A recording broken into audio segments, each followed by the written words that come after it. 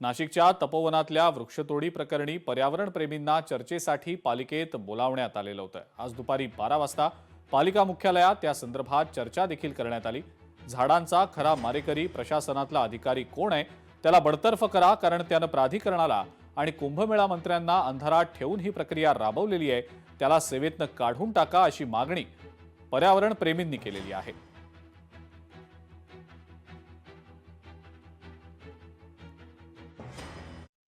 तपोवनाचा जो मुद्दा आहे तो राज्यभर आणि देशभर गाजताना बघतोय। आज तुम्हाला चर्चेसाठी आमंत्रण देण्यात आलेलं आहे, काय तिथं नेमकी आपली भूमिका असणार? महापालिका प्रशासनाने आम्हाला साथ दिली आहे का चर्चेला आहे त्याला आम्ही प्रतिसाद द्यायचं आता ठरवलेले आहे। आणि आगामी सिंहस्थ कुंभमेळ्याला कुठल्याही प्रकारचं गालबोट लागू नये आणि तो कुंभमेळा भव्य दिव्य आणि जगाला हेवा वाटावं या पद्धतीने व्हायला पाहिजे। जागतिक स्तरावर नाशिकचं नाव कसं उंचवेल त्या पद्धतीचं व्हायला पाहिजे।